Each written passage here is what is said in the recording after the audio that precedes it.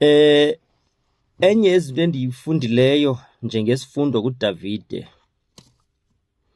kuthiwa xa kwakuye kwafika ithuba loba aye emfazweni ngenye imini, kuthiwa he went to inquire of the Lord, wayobuza kuThixo uba ndingaya na ndiyokulwa nolu tshaba. Now into ensikelelayo ngaloo nto into yoba le ndoda, he is a skillful fighter, uyalazi udaba lwakhe, uyazazi indaba zakhe. When it comes to fighting, he is a specialist. He is having a track record of victory kwimfazwe ezininzi azilwileyo, but he still finds it necessary ukuthi awubuza kuThixo uba ndingaya na ndiyokulwa.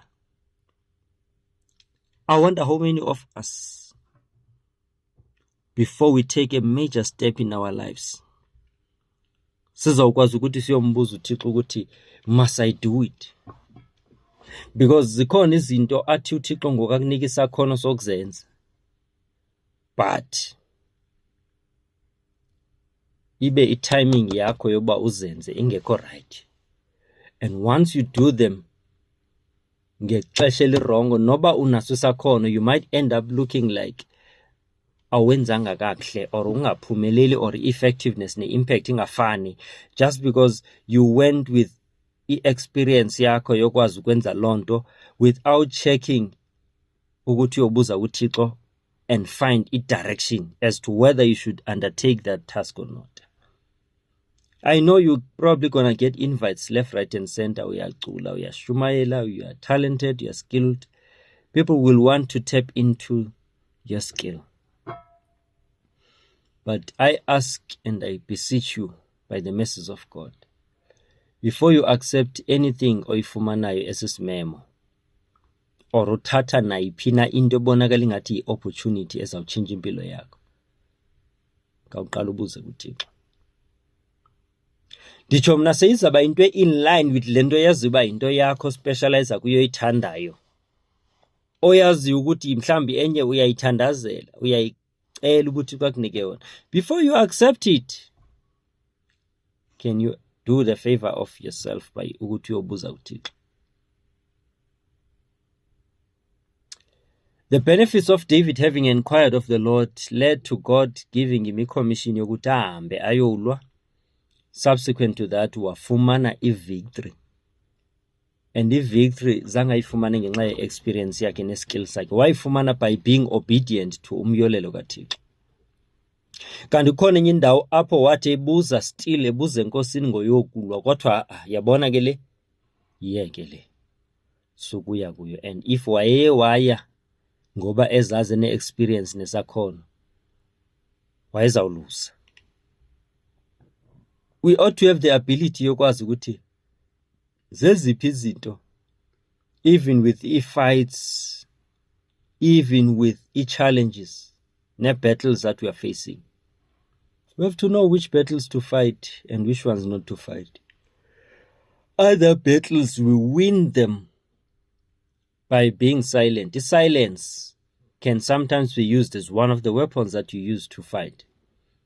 While people are expecting you ukuthi uphathe izigalo, usebenzise izigalo, uphathe izixhobo ukulwa, just by you deciding to be silent, as uThixo watsho kuMoses ejongene nolwandle lubomvu, wathi be still and know that I'm God.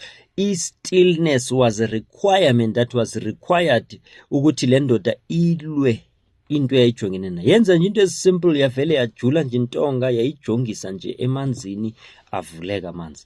What would have required izigalo required just stillness and obedience.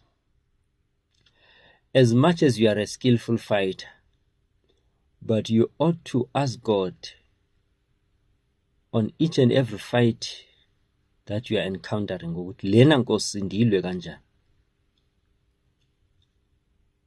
Nekufumana isixhobo esi-relevant for each fight that you are facing. Ngoba abantu abakwi-navy phansi kwamanzi, izixhobo zabo they are naval tools, zizixhobo zasemanzini. Bantu abalopha in the air, balwa nge-fighting jets, izixhobo zaphezulu. Abalwa emhlabeni, they will fight with guns and vehicles of war and all the things that they will use from here emhlabeni. So in other words, each and every sphere sinesixhobo esi-relevant for that sphere. Yes, you are a fighter. Yes, you are a skillful fighter. Yes, you have won battles, you have track record, but you still need to know what tool to use, what weapon to use for which fight you are facing. I said earlier, silence may be one of those tools that you might need to use. Ithi iBhayibhile kwincwadi kaJude, incwadi kaYuda wokuqala, while it's the only chapter of Jude, ithi ingelosi yathi kuSathana, the Lord rebuke you, Satan.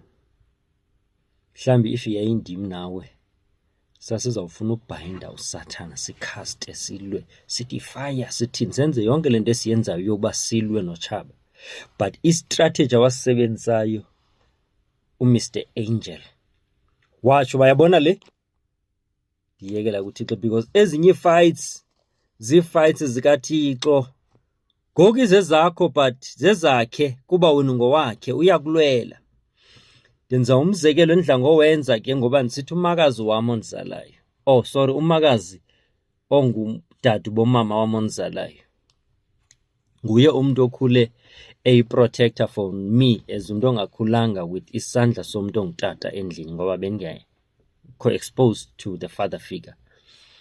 So she played that disciplinarian role of being a father, a protector, having that firm voice in the house.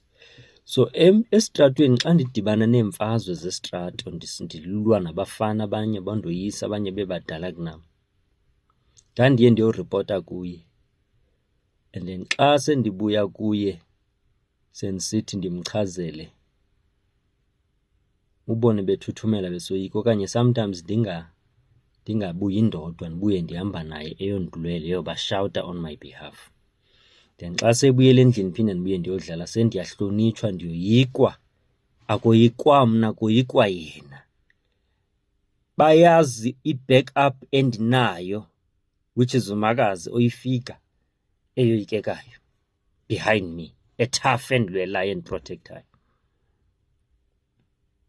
Baphela behlonipha mna, ndiba i-beneficiary yokureceiva i-honor ne-respect because they know my backup. But there will be times where umakazi would feel ukuthi sometimes uyandispoiler, sometimes uyanditefisa, uyanditenda, undilwela apho kufuneka nam ndifunde ukuzilwela khona. Sometimes wayengaphuma endlini avela athi, hayi nawe hamba mbozilwele. Le yona ikulingene. Xa usithi ubani niyalingana mos. Woyiswa ngubani nilingana. Uyabo, wayesazi ukuthi ezinye ibattles zinilingene. Esazi ukuthi ezinye zindala kunam. Ezindala kunayo wayedila nazo. Ezi zintanga zami wayesithi mandiyoba. Hayi Nkosi yami. Sifuna ukulwa yonke into thina singene nalapho singafunekanga singene khona. Ndandithi noma ndiyavela ndihlonitshwe, abahloniphi mna. Ndandine-backup solid. Nkosi yami. Ngoba nawe mhlobo wam ne-backup enzima. uThixo besesitshilo ekuqaleni sathi iza ngentshuntshe neqele lendoda yakwaGoliath, kodwa uDavide wathi mna ndiza ngegama likaYehova. Kuyaxhomekeka uba ubhackupwe ngubani, ukuze abantu bakoyike, bakuhloniphe, baye bagayidwe kuba uxhomekeke kubani, uzimele ngenqa elangeni okanye kukhona umthembileyo othembele kuye. Enye yezinto ezinimangalisileyo with uDavide kuthiwa while ebaleka enyuka esehla ehambe ebhaca kwiindawo ezohlukileyo, ubaleka uSawule efuna umbulala, kuthiwa waye wafika kwenye yendawo esithi, madoda ndisengxakini apha, kukho umntu ondiphesiweyo afuna undibulala. kwathiwa izixhobo esinazo apha azanelanga zezithu zanele thina sodwa ezi zixhobo asizukwazi ukunceda. But wathi esatsho kwavela omnye wathi kodwa ke ikrele likaGoliath lo owawumoyisile walwa naye wamboyisa lisekhona. Kwabe kusithiwa ke lalisemgangathweni ophezulu wade watsho nabalikho elinjengalo. The same tool kaGoliath, who was an opponent awambulalayo, is what is going to rescue him now. It became something that shields him, something that protects him. What was meant to have been used against him or to him to kill him, just because he defeated and fought that battle wayoyisa, ngoku seyi-advantage yoba uzawusebenza the same krele, ngoba ezi zinto ezifuna ukuba zizoba i-damage and danger kuwe, uThixo uzawusebenzisa the same things to protect you, using the same things. The same Red Sea that was supposed to have destroyed and drowned Israel,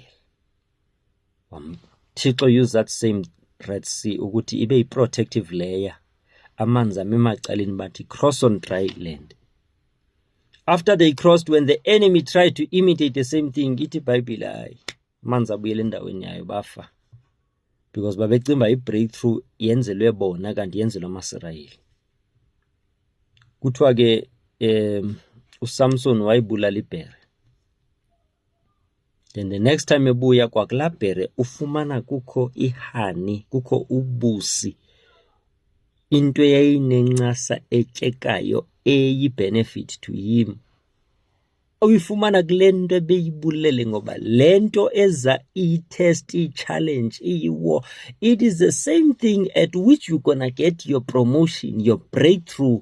Le nto ezoba luncedo lwakho in the future uzayifumana from the challenges that you are faced with. Once you defeat them, Nkosi yam, ngoba le test oyibhala ebuhlungu enzima, it is the one that's gonna lead to your promotion.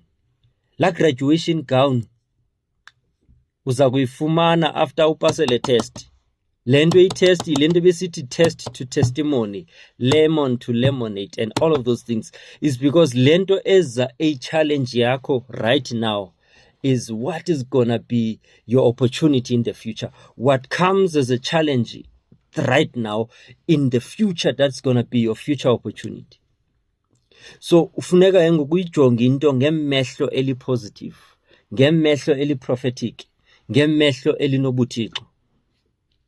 Ungakhawulezi uluze ithemba, uyazi ukuthi le nto ekutyhafisayo ngoku yiyo eza kukhuthaza in future. Ayi Nkosi yam,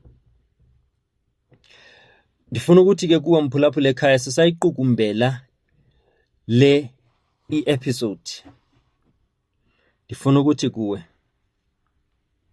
uThixo angeke akushiye, ngeke akuyekele.